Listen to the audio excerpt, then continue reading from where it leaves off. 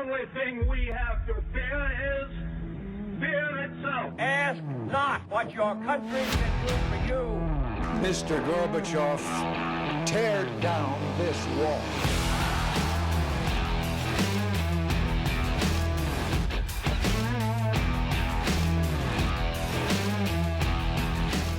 Hey, welcome back to another episode of For the Republic.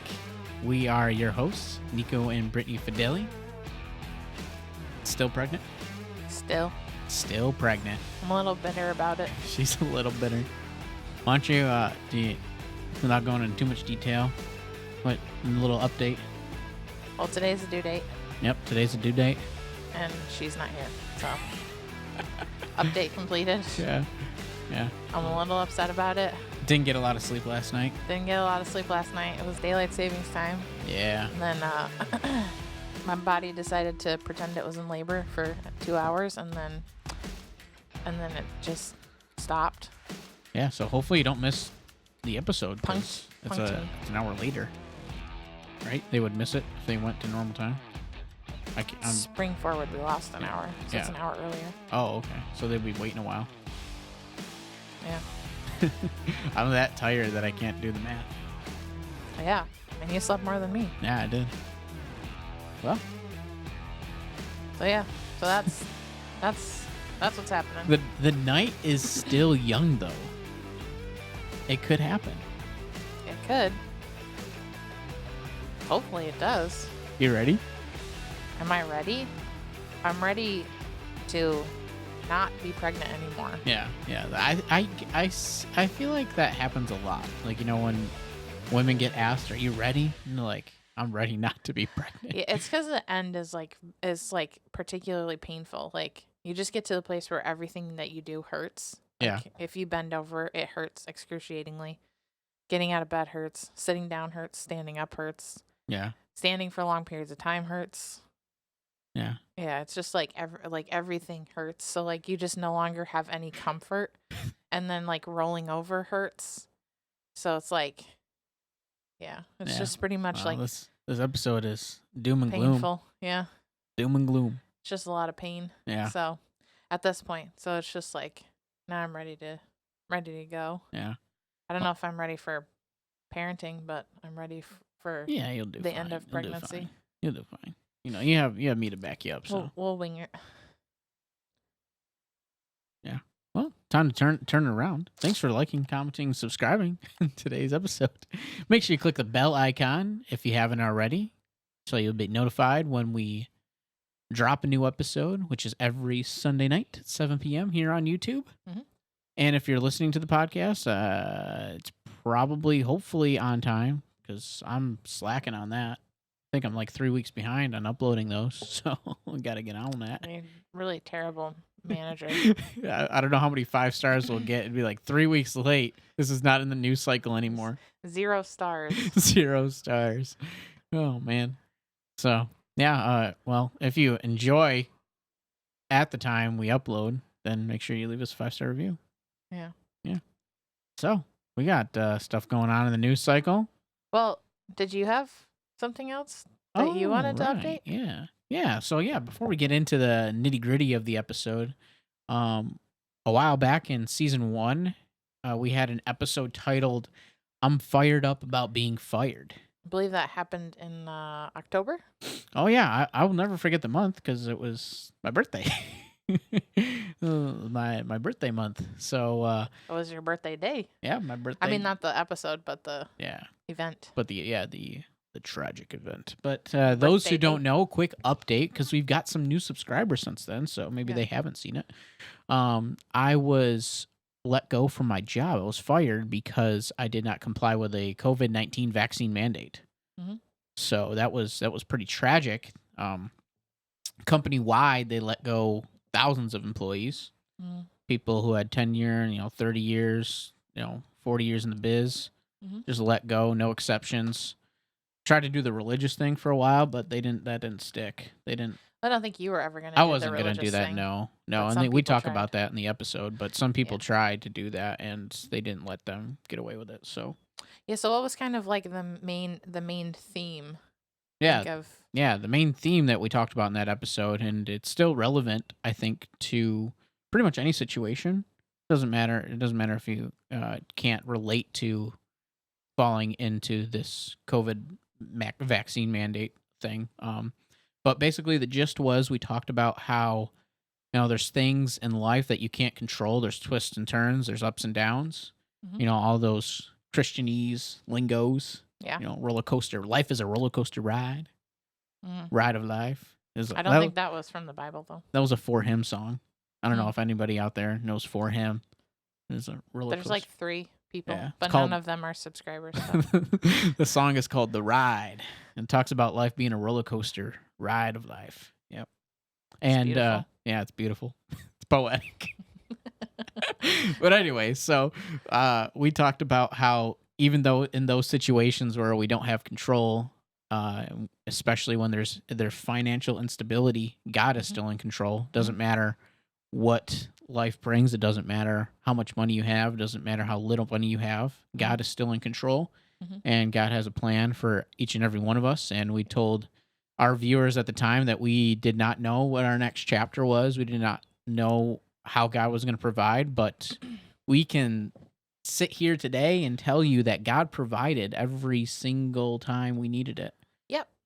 Every time. That was one of the things that I think we tried to make clear is that one of the things that we're confident in is that we know that God is the one who takes care of us. So financially, it was, even though it was like a big step to say like what's more important, our values and whether we stand by them, or what we considered financial stability. And we decided, I like how you said that we considered financial stability. right. Yeah. So and we chose to step out and say, to us, like our values are more important to us than what would I think the world considers financial stability. Yeah. And so we took that step out and we said, if you're in the same situation or if you're in the same boat and you're questioning whether to stick by your moral values, or you're worried about that if you're a believer and you trust in God, that he's going to provide for you. And that consistently has taken place over the last few months. Yep. We have been definitely stretched. Yeah. And we've been strapped, but Yep. we have not Never missed a bill. we've never gone without. Yeah.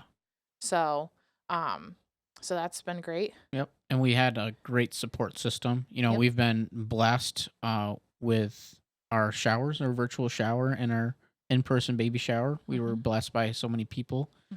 So we have lots of stuff for our baby. And we were blessed with, food. Your parents helped us a lot when, we couldn't get groceries. Well, maybe. Well, definitely helped us out. Yeah. I would say sometimes it wasn't as helpful as others. Like when my mom made burgers, that would be less helpful. Wow, shots fired. I'm just Shots kidding. fired. I'm just kidding. I had to throw a little out there. No, definitely there were people who stepped in and like helped out and were there for us. But like the bottom line is all of that comes from God's provision. Like all of that comes from what God sets up in your life, to be there for you. And in turn, then you're there for other people, so that's all like a big roundabout of like the support system that God sets up in your life. And then the support that, God has given. So, yeah. But so has there been any update? Oh yeah, absolutely. Yeah. Yeah. There is an update. I am now not jobless. Whoa. Hallelujah. Hallelujah. And, it's one thing to think that, I could have just went out and got a job at, Walmart or something like that. Well, actually, I don't think you could have because you applied at Walmart. So that's true. I did apply at Walmart and I didn't hear anything. You did it in a I don't know. And you were a little flabbergasted. Yeah. I think we I were was having flustered. we were having a tiff. We were having a tiff, yeah. Yeah. We were having a Married tiff. And couple tiff. Something about you need to do your fair share or something like that. So I'm like, all right, I'm applying at Walmart. Yeah, and then we got a good laugh out of it later, and it Yeah. was all good. But no, I actually, so previously my job was in broadcast. I was a broadcast engineer. Mhm. And the corporate company that owned our station implied that mandate, Mhm. and so I ended up losing my job. And just recently, another station in the area who was owned by a different company did not have a vaccine mandate, and I was not only hired as a broadcast engineer, but I ended up getting what would have been my boss's job. The position that I'm now in was my boss's job at the other station. So So essentially, you not only got a new job in the same field, industry in the yeah, same field, but you actually got a promotion yep, in that field. yep. And that's basically what God says throughout his whole word when Mhm. he talks about provision, Mhm. is that I will elevate you, I will promote you. Mhm. If you go through the trials, if you go through the weary times, if you go through the valleys, I will give you tenfold. And God is so good and so faithful Mhm. to have provided for us in that way. And it didn't look like, and it never does. It didn't look like how I would have pictured it. Like Right. if I was painting if I was painting on the canvas, if I was painting the picture, it would not have looked like that. Right. But that's why God is in control and we're not in control. Right. And And I think it's interesting because when you say canvas, because I've talked before, like in ministry and stuff, that our life is kind of like a painting, yeah, but we only have portions of it revealed to us at a time. right. So we don't see like the whole picture of our lives or what we're supposed to do necessarily. But it's in those times when you're walking through a section that isn't yet revealed. It's almost like gaming, Yeah, when yeah, when you're discovering like a new area right. and the map is dark until you actually like go into that area. It's Yeah. kind of like the same thing, so you go through stages in life where the map is dark or the picture, the canvas is dark, and you have to kind of explore that area and walk in faith and trust in God in that area of the unknown before suddenly the map lights up or the canvas is revealed and you see what God has in store in that Yeah. specific area or for that next chapter. So it's very interesting that you say, Yeah. canvas Yeah. in that respect. And to further like kind of go along with that point, it's important that, if you're still in that season where you're in a valley or you're in a low part of your life and you don't really know what God has next for you, don't rush those seasons. I think Mhm. it's very important to get all that you can out of those seasons. And a lot of times those seasons last a lot longer than God intends because he's trying to teach us a lesson or he's trying Right. to instill in us a principle, or trying to reveal more about himself to us and Mhm. how he works. And sometimes we're so stubborn that he has to keep us in that season for a longer period of time. And even reveal about us, Yeah, like who yeah, we yeah. are, because a lot of Expose. times we Yeah, think, oh, we'll handle this situation yeah. this way, or we would respond that way, and then God puts us in those situations to reveal to us whether whether we will stick to our convictions, Hmm. whether we have the strength to to actually like walk through that season, to persevere, to have faith, not to give up. So it's not just God teaching us things about him and his character, but it's also God teaching us things about ourselves and where we need to apply his principles more so in our lives, or we need to strengthen portions of ourselves, Hmm. to stay there. The one thing that I do want to say is that this whole time, what we have always maintained is that we were not worried about the future Hmm. because we knew that God was going to provide. And it's so funny because we were literally kind of at this place where it's like, our baby's coming and like we have all of this stuff that's changing and that's going on. And it's like, we're there at that place Hmm. where it's like, this is the time that we need this. And it was like, boom, right Yeah, then when yeah. God brought it, so it's great because we followed literally that path all the way to Right, the end, right. and then God provided for us there at the end. And So it's very, and I learned a lot very about good. kind of because I know that I've been out of practice in kind of like discerning what my flesh is telling me and what my spirit is telling me. Hmm. And I feel like this season was really good for me and like a refresher Hmm. on how to distinct and how to have that discernment on what God is telling you. There was like plenty of times where I was like thinking, we really need money and I really should be providing. Let me just apply for this job. You know, like maybe God's just telling me, you know, just find something right now and I'll give you something else. And like my spirit was like heavy when I thought about those things. When I thought about like just applying at Walmart or like just applying at, you know, whatever minimum wage job. That's not to say like anything. No, demeaning about not to talk down about like Walmart. Like Walmart, from what I hear, treat their employees great, and there's a lot of benefits and you know, good pay scale and everything. But I knew in my spirit that's not where God was leading me. But like I knew that it would have been an opportunity to have a job. Right. And I'm thankful that God didn't allow that door to be opened because obviously it wasn't his plan. But it was in those moments where I was able to, you know, kind of have a little bit of training on discerning where my flesh was going and where my spirit was going. Right. So, because it's easy in the flesh to say, okay, this is my responsibility, and I can see a path to get there. Right. But what we can see as a path is not necessarily God's path. Yeah. So it's important to be listening to the voice of the Holy Spirit when He's leading you in those situations. I thought of a Christianese phrase: just because it's a path, it might not be the path. Yeah, there you go. That's it. Yeah. We should throw one in every week. Yeah. A good Christianese phrase every week. You know. Yeah. We'd never. I don't think we could run out of them because there's just so many. No, you can do so many, man. Yeah.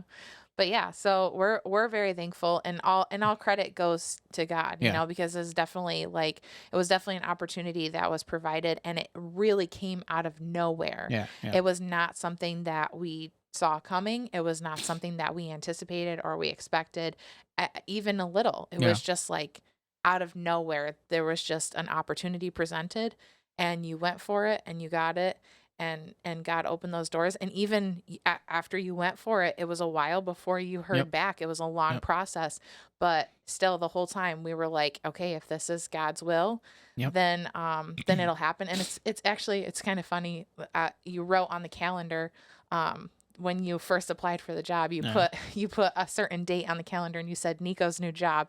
And I kind of like laughed at you, and I was like, oh, is that the day you're going to get the new job? And you said, yeah, I'm giving it this day. This is the day I'm going to get the new job. And although you didn't get the job on that day, you were called in for your official interview that day, and you got the job shortly after. So, it was just an interesting process, and it was a long. I'm not going to lie, it wasn't a short time. It wasn't. It was a long path. There was a lot of days where it was like, okay, Lord, we remember you're faithful. You're our provision. You're the one who's going to come through with this. And he did every time. So, and that's the difference of us living a Christian walk, you know, compared to somebody who does not know Jesus. They don't have that. They don't have that hope. They don't have that stability. And it's important to say that just because you are a Christian, that doesn't mean you're going to have like an easy-go-lucky life. Right. But when you go through those trials, you're not alone. When you go through the tribulation, when you're on the coals, if you will, you're getting lit up, then you don't have to go through that by yourself. You know, we have that peace that surpasses all understanding. And I'm very, I don't want to. Pride is not like the right word, but I'm very thankful that we were able to, you know, keep our composure. Like, you know what I mean? There was hard times. There was times like late nights, long nights, like wondering what we're gonna do, but we never like lost that hope. That we never. The end of the day, it was still always God. We trust in you. Yeah, like at the end of the day, I was able to lay my head on my pillow and able to go to sleep because I knew that. Lucky you. I knew that God was going to able to be. Why don't you just throw that in my face? Provide. Well, yours was because of your sciatic nerve, so. But I haven't slept in 9 months. Yeah, been having some back issues. I slept for the 3 months during the second trimester. Yeah, the first and third trimester, I didn't sleep. Right. Yeah. Besides the baby complications, I mean, figuratively, we were able to rest easy. Yeah, we were at peace. Right. And so I'm very thankful for that. Yes. And so we'll see. Now we're just entering some new chapters and some new things, and we're excited about it. And a lot of news for us, like new territory Yeah. for us. You know, we're gonna have. You know what else we should do? We should get a new puppy. Yeah. No. I've been working on that one for a while, and I don't think it's gonna happen. No, not for a while, man. We're not getting another dog. Every time I see a husky video of people that have like 5 or 6 of them, I'm like, this needs to be our life. Oh my They're gosh. just so that when they sing together and they're all howling, and it's beautiful. It is beautiful. I waste a lot of time watching videos of huskies howling. I'll be honest about it. I really want that to be my life, just a chorus of huskies. Yeah. Yeah. Oh, all right. Well, Yeah. maybe someday. Yeah. You know, maybe other people someday. want to like end world hunger and, you know, have an orphanage. You just want to Yeah. have a I just want to have a bunch of huskies singing to me on a daily basis. Just howling at all hours of the dreams day. and ambitions. Yeah. Yeah. All right. Well, I mean, we do have some news to talk about. Oh yeah. Like Yeah. like Actual like not our personal news. Yeah. Actual in the news. in the news. What do we have an update on Yeah. So Russia and Ukraine still pretty much the talk of the town, mhm. and a lot of things going on. Mhm. I wish I could say it's better, but it's not. It's getting not. worse. Right. Mm-hmm. Looks like Russians are closing in on Kiev. Yeah, a lot of talks about Kiev. A lot of talks about, you know, people evacuating the capital city. I believe they just took a mayor hostage. Wow. Yeah. Yeah, I can't remember the other big city that they've been really pushing through. That's a longer one, starts with K as well. But I believe they took the mayor hostage there. There's just been a lot of Children's craziness going on. Hospital was attacked during a ceasefire, Yep. and Maternity Children's Hospital was it was bombed during a ceasefire. Yeah. And I think it's important to kind of shed light that I think that the news, as far as our media goes, they've kind of been on both sides here, Mhm. and I do see a lot of condemnation by Russia, but I also see a lot of Russia, yeah. of Russia, and I also see a lot of pressure against Ukraine. And as far like one of the things I see is there was a popular video of a POW from Russia that Mhm. was the Ukrainians recorded him calling home. Mhm. Remember we talked about that, Mhm. and saying that, you know, like, we thought we were here for humanitarian aid, but we're the aggressors. We're the ones that are bombing and stuff like that. Mhm. And I see a lot of reports saying that, you know, it brings up questions about Geneva Conventions. I'm like thinking to myself, like, we're really concerned with that being against the Geneva Convention, and like with like hospitals being bombed and yeah, and Yeah. like technically there are protocols and things to follow when it comes to POWs, and I think, you know, I think recording them and, you know, sharing that information with media, I think, is one of those things that is kind of like a gray area. But there's so many other black and whites that Yeah. are happening that I don't think we need to really focus on the gray. And I think that honestly, even though this might be against some sort of Geneva Convention, I think it was very beneficial to show right. that that Russian troops are not necessarily monsters. There are those who were Yeah, right. where there are those who did not know what they were getting into. There are those, Right. of course, who did, and then there are those who, and it's supposed to expose the tyrannical and the tyranny of Putin and the evils of that regime. Right. And in this particular one that you're talking about, it's not the only thing that I've seen of a similar situation, because there was another one that just before that, a young guy who had actually just joined the Russian forces and were sent over. Mhm. He sent a text to his mom, and was like, I'm about to be killed, Yeah. but I want you to know, we thought we were here for peacekeeping, but they sent us here to bomb and kill Yeah. civilians and Yeah. things.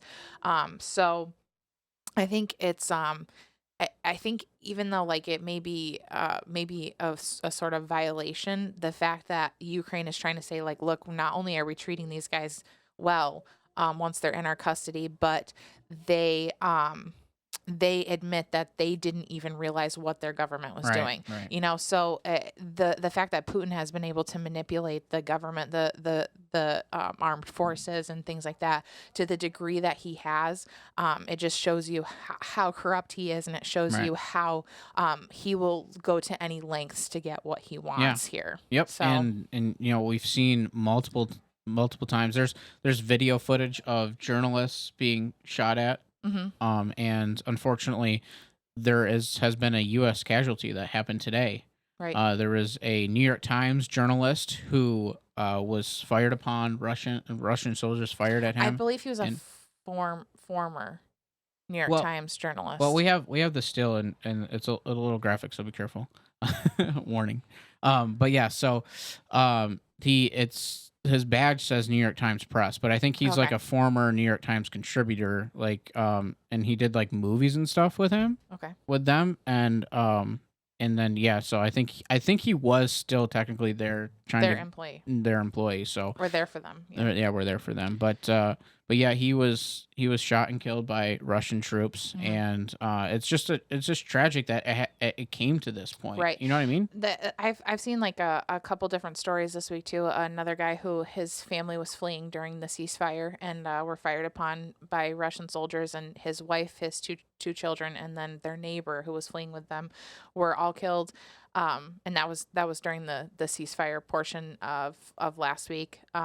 I believe the same time that the hospital was bombed as well. And then just this morning, not only was the journalist killed, but they actually bombed a Ukrainian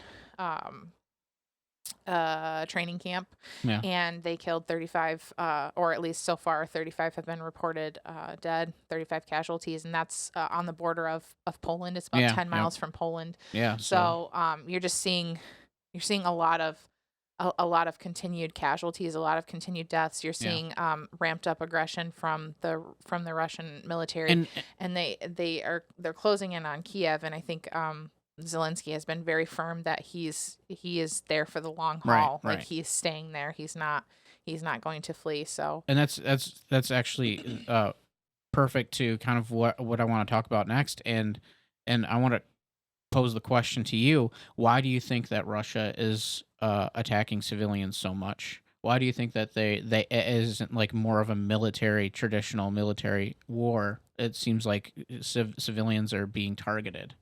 Right. So I think probably a couple of reasons.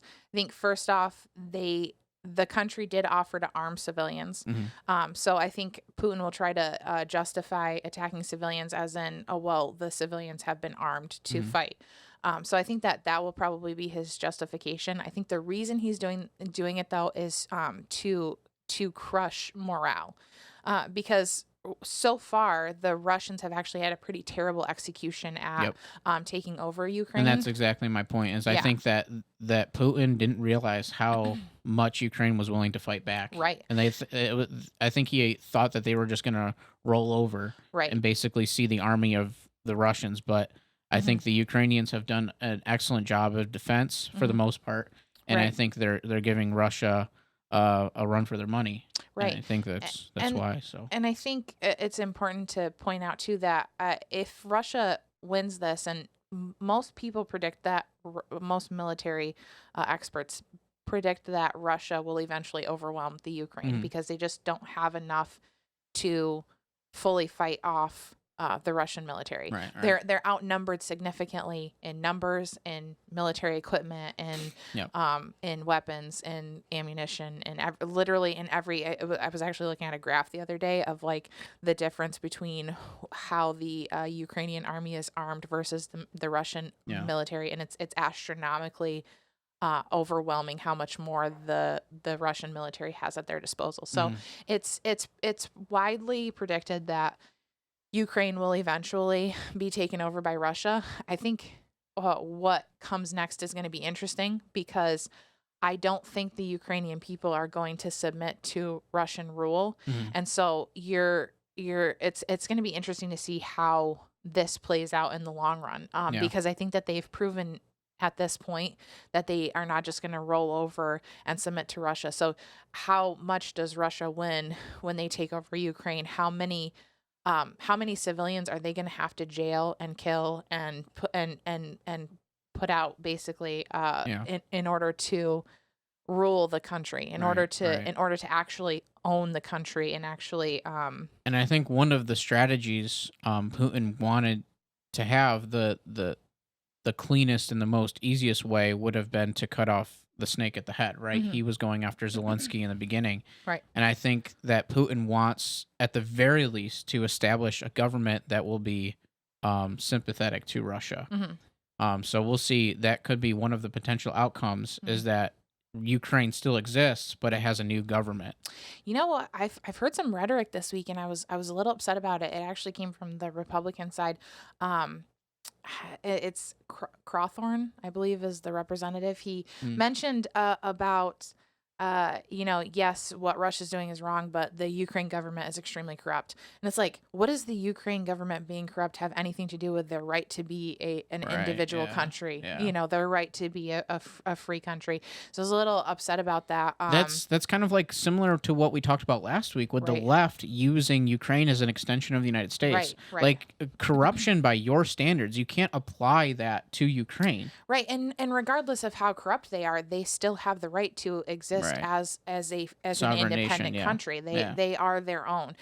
So just because just because they do bad stuff in their government doesn't mean that they have the right to be overrun by another country. If that was the case, then we would literally be invaded by like every country right now because we have the most incompetent people in office doing some of the Biden's stupidest administration is supposed to be the most moral administration. I heard that from so many people during the election, like a lot, oh my gosh, that was like the thing on Facebook. Your Democrat friends, I'm voting for a moral administration. Right. And like I haven't seen any of them post anything in support of anything that Biden has done. And I really I try really hard to avoid being snarky, but I just want to get on there and be like, yo, all my Democrat friends, where's your moral government now? Like what was the better America that you voted for a few months ago? 13 Americans killed in Afghanistan pull out. Now we have an American journalist who was killed in Russia. What's your justification? What's the fact that I just read last night that ICE has fallen to the fewest deportations, even though we have a border crisis going on right now. I mean, we're talking about like total corruption in the government. I mean, gas prices finally after weeks of nonstop calling for it by American people, by representatives, by everybody, Biden finally stopped buying Russian oil. And what does he do? He starts buying Venezuelan oil. Yeah. We're not even, we export almost as much oil as we import a day. Actually, we import just a little bit more oil than we export every day. So how about we work on American independence here? How about we work on, instead of exporting our oil into other countries, how about we work on being, energy dependent on ourselves versus other countries? But instead, no, we're going to supplement, instead of opening up our reserves, instead of using American oil, instead of reestablishing the Keystone Pipeline so that can be finished and we can get oil from that. Instead of all of those things, let's buy Venezuelan oil, because they're so much better than Russia. And I just want to kind of just, I don't know, I don't want to be too rude, but literally shut up the liberals who think that Biden is not restricting American oil. The fact that just because there are permits out there to make American oil does not mean that he hasn't put things in place to prevent that from happening. Right. There's so much more that we could do. All of those permits would have been there. Like we were saying, joking around a couple weeks ago or last week, I can't remember. We were talking about literally a rock could be the president of the United States and do less damage. We would have been on our way to energy independence by now. We would have still had those permits. It's not like he was writing executive orders making those permits available. Right. I don't understand what you're talking about. Just because there's more permits to drill in the United States, that does not mean it's actually happening or that he's not doing anything to prevent that from happening. Right. And so many people have come out in the oil industry and they've said, the permits are here, but the regulations are so crazy that we can't actually act on those permits. So there's a lot of they like to do a lot of we provided a way for independence and the American oil companies can't keep up with it, and it's not really true. The government regulations on the oil companies prevent them from being able to do what they need to do, and it's unfortunate because we don't need to be dependent on other countries for oil. We do not need to be energy dependent on other countries, but yet because they're trying to push this green energy and this don't worry, say if you live in Texas, because you'll always have energy if you have green energy, and then Texas freezes over and like everybody has like no electricity and gets charged out the wazoo for the energy that they're bringing in. And it's like no, like yes, green energy can be positive in certain ways, but it does not necessarily mean that it should completely overtake or completely supplement our oil reserves, our natural resources. I think green energy to me is, especially like the way that it's being pushed, I think is not conducive. It's not realistic. There is a way that we can have clean energy as far as electricity goes right now, and that's nuclear energy. But nobody wants that to happen. That they don't care. Well, the American people do. Well, the government does yes, not. yeah, right. The people who are calling for this green energy don't want that to happen, because that would allow people to still be independent. Right. The reason why they push this green energy so hard is because they know people can't be independent from the government. The government has to, regulate it, because it's not effective enough. If a source of energy is not effective to the point where it can be independent from somebody intervening from it, then it's not worth anything. It's not. That's why oil is so popular right now, because it is an independent source of energy. You don't need government to constantly, we have to inflate this, we have to deflate that, we have to make this valuable, we have to make a certain amount of windmills in this area so that other people can have power or something like that. No, like if nuclear energy was the main form of electricity, they would be independent.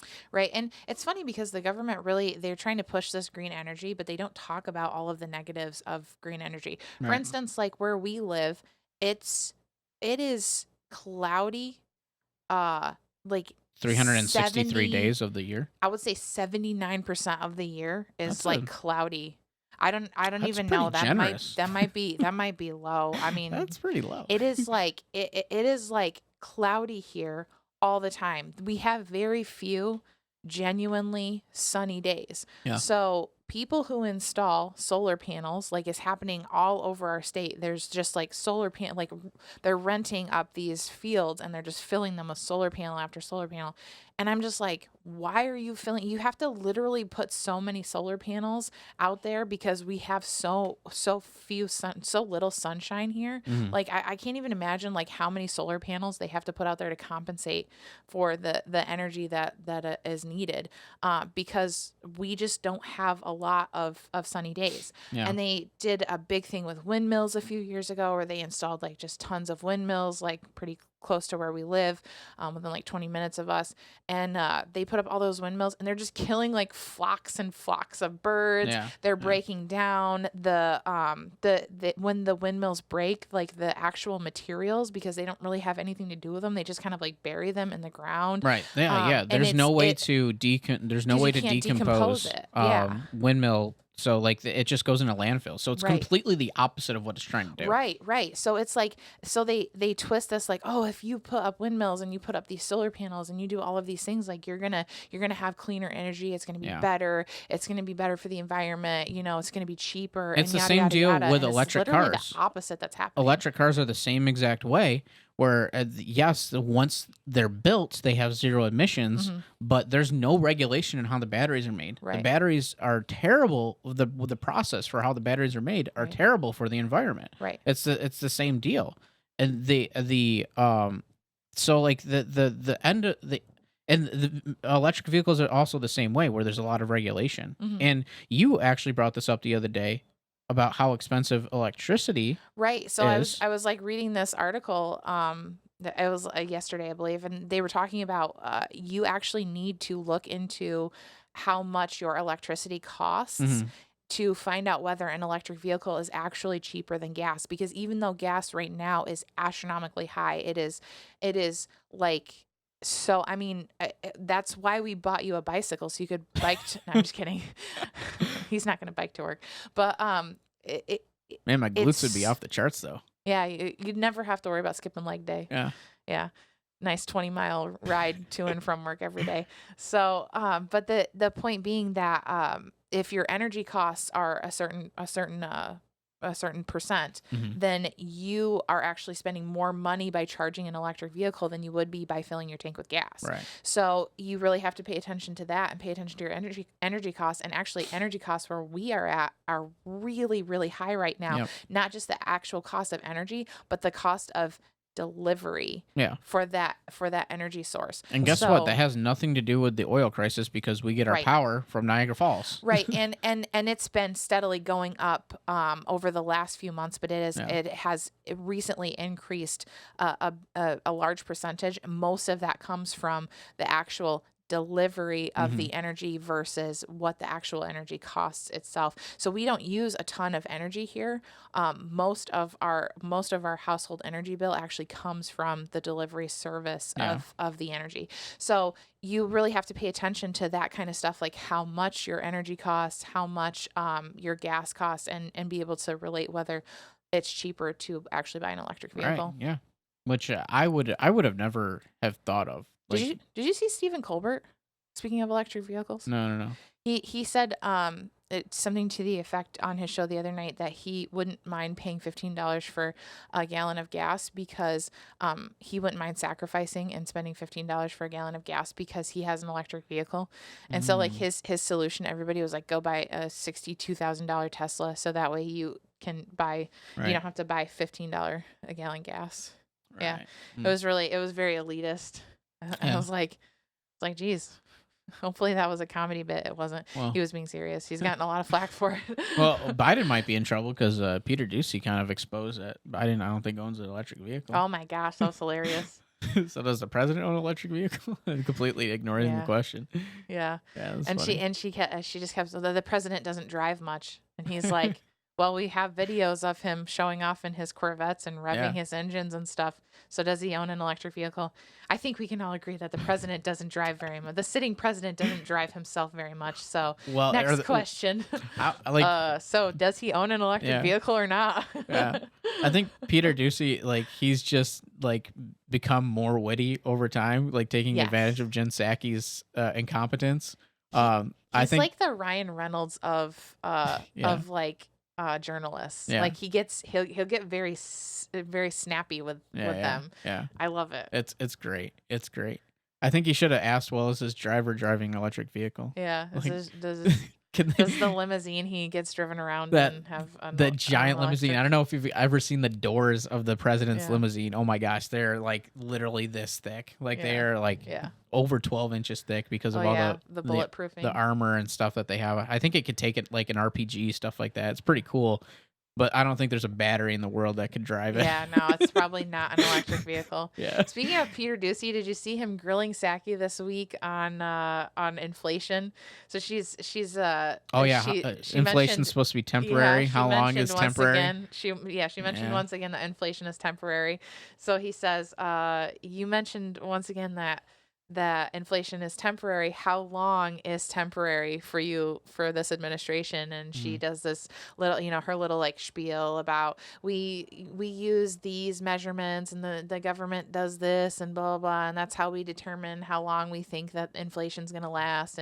And overall, even though inflation went up this much last year, if you look month to month, it actually went down for a month. And so I was like, what is she talking about? It went you up. lost me there. So I think what she was trying to say is it went up less and less each month as the Oh, months right, went right, on. yeah. But it was just an asinine answer. Huh. So then he says concerning gas prices, you guys are blaming Putin for the recent rise in gas. Yeah. And I'm just wondering, are you guys gonna blame Putin for everything until the midterm elections? And Boom, I roasted. literally was laughing so hard at that Yeah. point. It was it was hilarious. And of course she's like, there's no disputing that gas has gone up 75 cents since Putin invaded Ukraine. And it's like, well, yeah, but it went up a whole $1 before that. Yeah. So like, what are you talking about?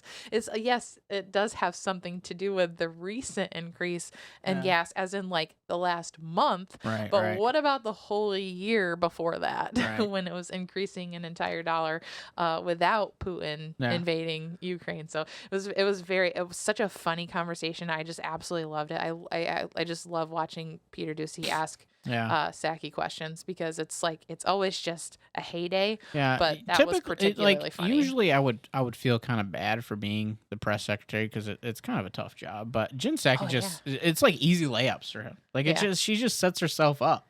Well, actually, it's funny because I mentioned this. I was talking to somebody else about it the other day, and I said it's funny because Peter Doocy actually has come out in defense of Psaki, not for what the administration is doing, but him basically saying like, well, what else is she supposed to say? Like, how can she justify what the administration's doing? So you really, as terrible as she is, probably as a person, like, how do you justify most of what's going on right now? You know, so it's got to be a really tough job to just every day have to be like, no, this is okay, and explain away how. I wonder if she gets like the press notes and is like, how am I gonna make this sound good? Yeah, like, yeah. Ever at one of those days, oh my gosh, what am I gonna think of next? Jeez. Speaking of, wasn't she only supposed to be signed for like on for a year or something? But she's been there for more than a year now. I wonder if she's decided to stay on longer. Yeah, I don't know. Something about how she wanted to spend time with family and stuff like that, which I get. You know, I original commitment I think was a year. Maybe she's decided. Maybe they gave her like a bonus check. Maybe Biden gave her some of his Ukraine money or something. Yeah, or maybe they're giving her the same dementia medication they give him, and she forgot that she. It's like the reverse effect on her. She forgot she was like a gonna normal-minded person. If they take dementia medicine, they get dementia. I don't know how it works. I don't know. I don't know what the situation is going on there. Maybe she forgot though that she was gonna retire. Well, we're coming up on about our time here, but I really wanted to kind of circle back a little bit, and we've been talking about oil and stuff like that. Oh yeah, we rabbit trailed. Yeah, we rabbit trailed. I think it was a good conversation though. But I really wanted to show this clip because there's a certain person 4 years ago who knew what was going to happen and kind of predicted. Don't say it. Yeah, Orange Man. Orange Man. Oh boy. Orange Man bad. No, it was actually President Donald Trump in 2018 at a conference. He talked about Germany becoming oil dependent, and they were laughing at him. But who's laughing now? Well, where is it? Nobody. We got a clip. Germany will become totally dependent on Russian energy if it does not immediately change course. Here in the Western Hemisphere, we are committed to maintaining our independence from the encroachment of expansionist foreign powers. Yeah, so we see that's real time. Like that's not like a clip later or something like that. That's like real time. They're the like camera laughing in reaction. Yeah, they're laughing in reaction. Who's laughing now? Germany? Yeah. Russia. Yeah, and so now Germany and a lot of countries in Europe are completely dependent on Russian oil. It's one of the reasons that most European countries actually haven't cut off their oil, them buying oil from Russia. I can't remember what country it was, but there was like a country that said, "Oh yeah, we have a plan by the end of the year." Yeah. By the end of the year. No, was that Germany though. I don't know if it was Germany or if it was Britain. I can't remember. I know there was like a lot, and it's so unfortunate. It's like you people are nuts. Yeah. I don't know. But I don't know, like... This is very reminiscent of World War II. Yeah, it is. And hopefully, the conflict does not get to that degree, but we're seeing some parallels. No, it will. It will. If Russia succeeds here, the countries surrounding will be next. Yeah. You can talk about, oh, well, we can't cut off Russia right now because we're dependent on them for oil. You're going to be dependent on them for government because they're going to take over your country. So, so good luck. They got a little while before they hit America. They're going to try to take over Europe first. Yeah. They're reuniting the Soviet Union. That's the goal there. I think politically what Biden wants to do is kind of hide behind the name of NATO, where if we give provision to NATO, even if it comes to troops on the ground, at least he has the umbrella of NATO to kind of like hide behind. Yeah. Where if we were to get involved militarily right now, it would be United States would be the name, in the name of the United States, we Right. are bringing justice. You're And I right. think Biden is really scared to have that responsibility. I think he is too, because I think the one thing that he can still remember when he's having his orange juice in the morning is that Russia is actually like right next to the United States. Right. They are not across the ocean. It's only across the ocean if you're looking at the map flat. Yeah. Then it's way across the map. Right. In a Reality. round globe, You mean you're Which- not one of those flat earthers? which is how the Earth works, because it's not flat.